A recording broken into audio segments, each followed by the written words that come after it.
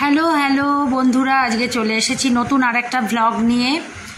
তো যারা এখনও আমাকে সাবস্ক্রাইব করোনি অবশ্যই সাবস্ক্রাইব করে নাও আর অনেক লাইক কমেন্ট শেয়ার করো। তো আজকে আমরা চলে এসেছি হুগলি একটি রাজবাড়িতে, যেটি শুধু রাজবাড়ি নয়, অসংখ্য জিনিস এখানে রয়েছে। তো দুটো পার্টে তোমাদের আমরা দেখাবো। তো এটা দেখো, ইটাচুনা কলেজ। রাজবাড়ি ঢোকার আগেই ইটাচুনা কলেজ, তোমরা সবাই জানো এটা স্টেট, এটা তৈরি হয়েছে 1850-এ। তো এ দেখো রাজবাড়ির ভাঙাচোরা অংশটা আগে দেখিয়ে নিই। অনেক আগে, রাজবাড়ির অনেক আগে থেকে এই অংশটা এটা তোলা, একদম পুরো হেরিটেজ টাইপের হয়ে গেছে। তো একদম পুরো গাছগাছালিতে ভর্তি দেখো, আর প্রচণ্ড বৃষ্টি হচ্ছিল, বৃষ্টি রোদ, একটা উৎকট পরিবেশ ছিল। তো তার মধ্যেই আমরা শ্যুট করেছি। তো আমাদের সঙ্গে থাকো আর সাথে থাকো, দেখতে থাকো নতুন নতুন ব্লগ, নতুন নতুন ভিডিও। তো পুরো দেখো এই রাজবাড়ির ভগ্নদশা এই দিকটায়, মানে এটা পেছনে সামনের দিকের অংশটা, এটা এরকম অবস্থা হয়ে দাঁড়িয়েছে। এটা টোটাল পুরোটা রাজবাড়ির অংশই বলা যায়, এবং এটা হেরিটেজ হয়ে গেছে।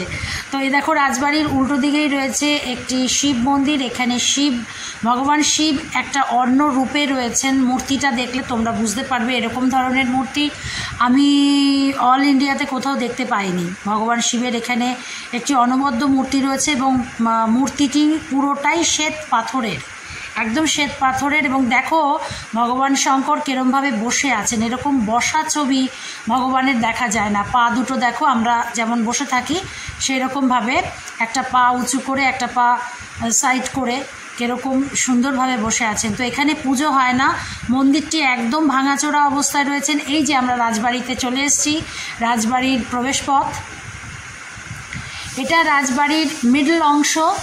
এবং রাজবাড়িটা 21 বিঘে জমির ওপর তৈরি। রাজবাড়িতে 21 বিঘে জমির উপর তৈরি। রাজবাড়িতে অনেক উৎসব হয়, দোল উৎসব হয়, তার মধ্যে একটি অন্যতম। এবং এখানে মানুষ এসে থাকতে পারে, মানে এটা এখন ব্যবহৃত হয় হোটেল হিসাবে। হোটেল ঠিক বলা যায় না, এটা মানুষ দেখতে আসে, ঘুরতে আসে। তো এখানে সাধারণ মানুষের জন্য বসবাসের সুবিধা রয়েছে। এবং এই মানুষ যারা থাকবে, লোকজন যারা থাকবে, তারা মোটামুটি 3,500 টাকা পার রুম।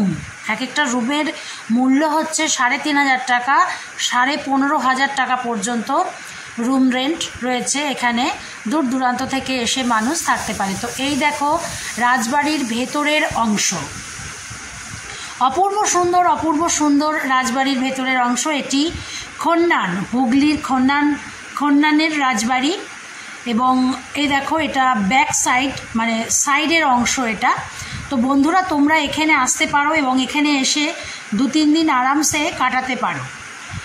খাওয়ার মূল্য আলাদা আর থাকার মূল্য আলাদা, দুটো আলাদা। তো এই দেখো পুরো বাইরের অংশ, এটা পুরো বাইরের অংশ।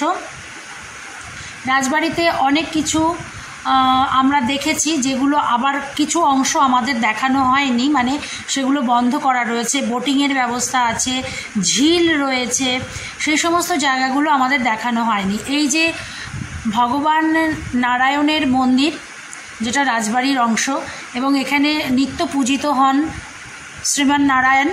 এবং এখানে শ্রীমান নারায়ণ শালগ্রাম শিলারূপে পূজিত হন।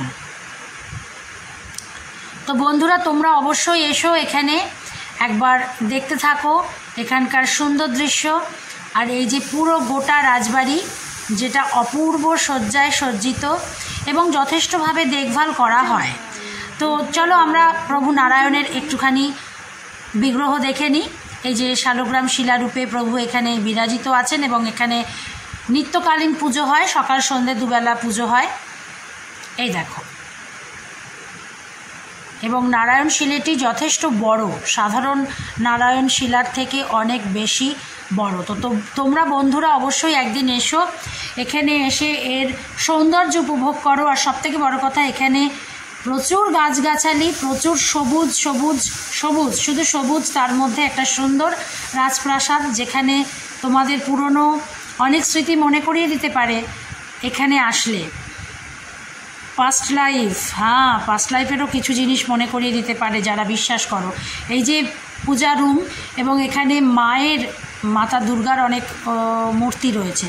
তো আমরা শেষের দিকে চলে এসেছি বন্ধুরা, সঙ্গে থাকো, সাথে থাকো সেকেন্ড এপিসোডের জন্য। এটারই সেকেন্ড এপিসোড আমি আবার কিছুদিন বাদে লঞ্চ করব। সঙ্গে থাকো, সাথে থাকো।